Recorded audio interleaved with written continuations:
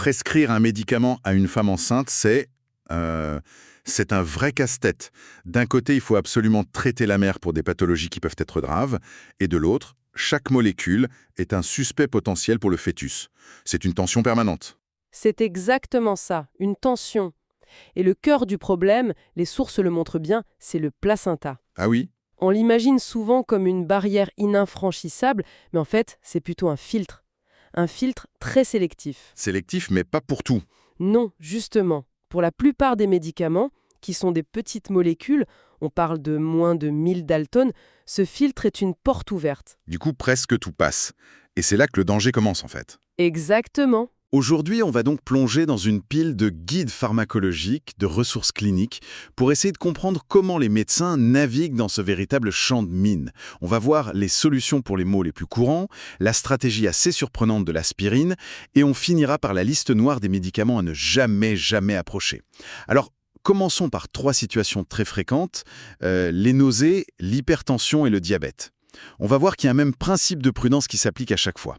Pour les nausées, par exemple. La première chose qui ressort des sources, c'est que la solution n'est pas forcément dans la pharmacie. Non, absolument pas. La première ligne de défense, c'est l'hygiène de vie. C'est ça. Manger de plus petits repas, plus souvent, éviter certains aliments. Ce sont des conseils de bon sens, mais qui sont fondamentaux. On ne sort le carnet d'ordonnances que si ça ne suffit vraiment pas. Et même là, le choix est ultra limité. Les sources parlent d'une seule association de molécules qui soit spécifiquement approuvée par la FDA américaine pour ça. C'est la doxylamine et la pyridoxine. Oui. La pyridoxine, c'est juste de la vitamine B6. C'est assez parlant, ouais. C'est très parlant.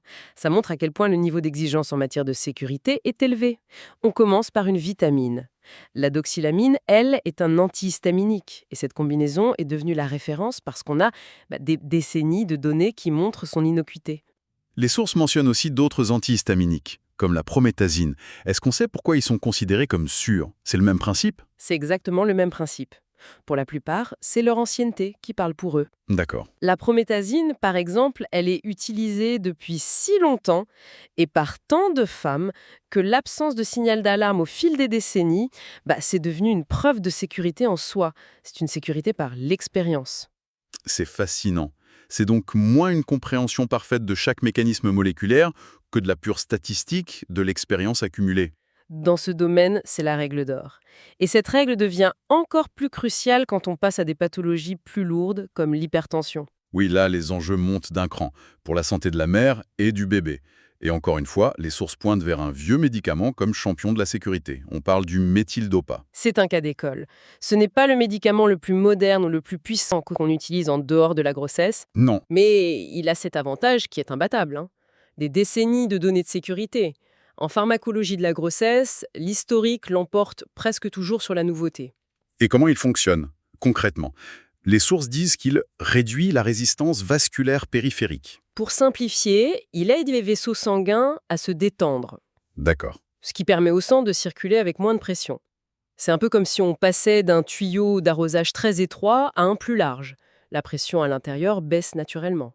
C'est un mécanisme doux et surtout éprouvé. D'accord.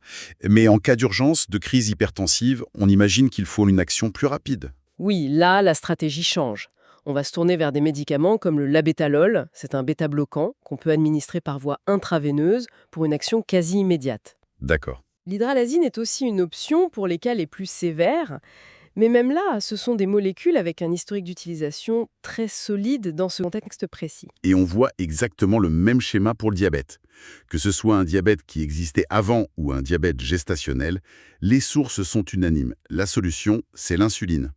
On met de côté les antidiabétiques oraux. Et la raison est purement mécanique, c'est ça qui est intéressant. L'insuline est une grosse molécule. Ah oui, Beaucoup trop grosse pour passer facilement la barrière du placenta. Elle va donc réguler la glycémie de la mère sans aller, disons, perturber directement le fœtus. Les antidiabétiques oraux, eux, sont de petites molécules. Ils traversent. donc le choix de l'insuline, ce n'est pas seulement parce qu'elle est efficace, mais surtout parce qu'elle reste du bon côté de la barrière. C'est une question de taille littéralement. C'est exactement ça. C'est un des rares cas où l'on a une certitude quasi physique sur la sécurité du fœtus. C'est pour ça qu'elle est le traitement de référence absolu. Il y a un point dans les sources qui m'a vraiment surpris. On pense tous à l'aspirine comme un antidouleur, un remède contre la fièvre. quelque chose d'assez banal. Mais ici, elle est présentée comme un outil de haute précision pour prévenir une complication redoutable, la prééclampsie. Comment est-ce qu'une si vieille molécule peut jouer un rôle aussi stratégique? C'est une des plus belles illustrations de ce qu'on appelle la pharmacologie de précision. L'astuce, et tout est là, c'est le dosage. Le dosage. À la dose qu'on utilise pour un mal de tête, 500 mg par exemple, l'aspirine fait plein de choses.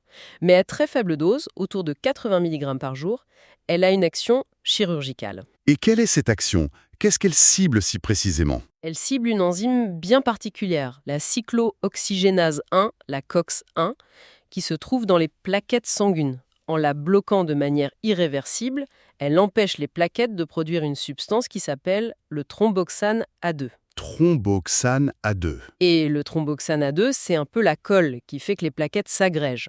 Il contracte aussi les vaisseaux sanguins. Donc, en bloquant cette colle, la très faible dose d'aspirine rend le sang plus fluide et favorise une bonne circulation dans le placenta. C'est bien ça? C'est la clé pour prévenir la prééclampsie. C'est exactement le mécanisme. On prévient la formation de microcaillots et on maintient une bonne irrigation.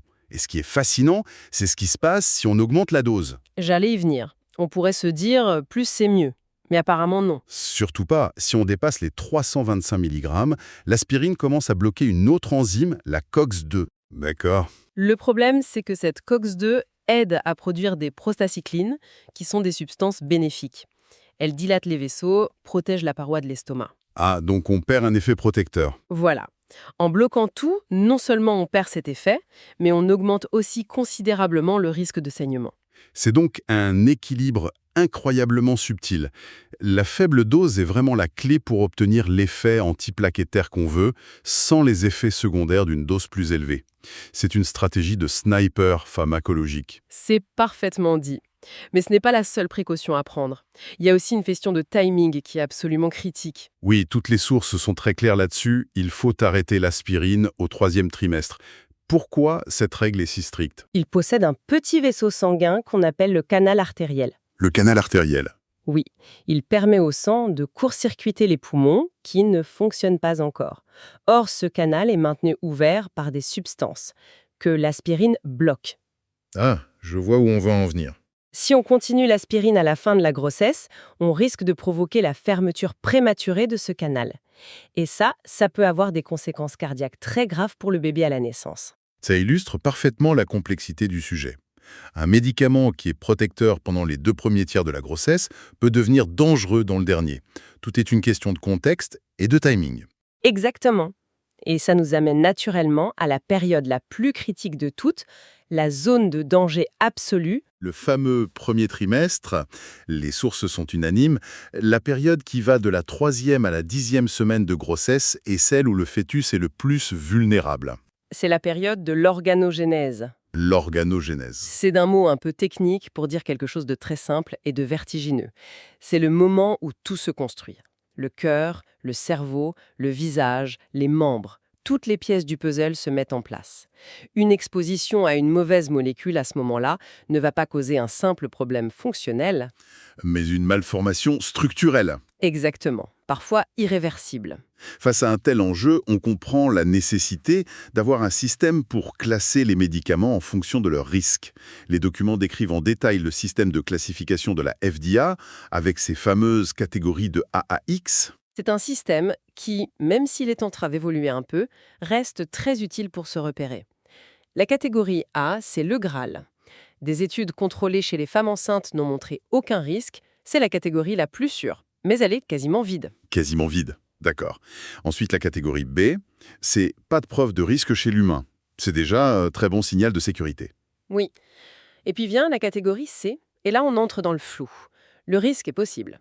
On a souvent des études animales qui montrent un effet, mais pas de données solides chez l'humain. C'est la grande zone grise. Et il y a un chiffre dans les sources qui est stupéfiant. Lequel? Plus de 90% des médicaments tombent dans cette catégorie C. Oui, 90%. C'est énorme. Ça veut dire que pour la quasi-totalité des médicaments, la décision se prend au cas par cas, en pesant le pour et le contre. C'est la réalité de la pratique clinique. Le bénéfice pour la mère doit l'emporter sur le risque potentiel pour le fœtus. Ensuite, on passe à la catégorie D. D. Là, le risque pour le fœtus est avéré. On a des preuves.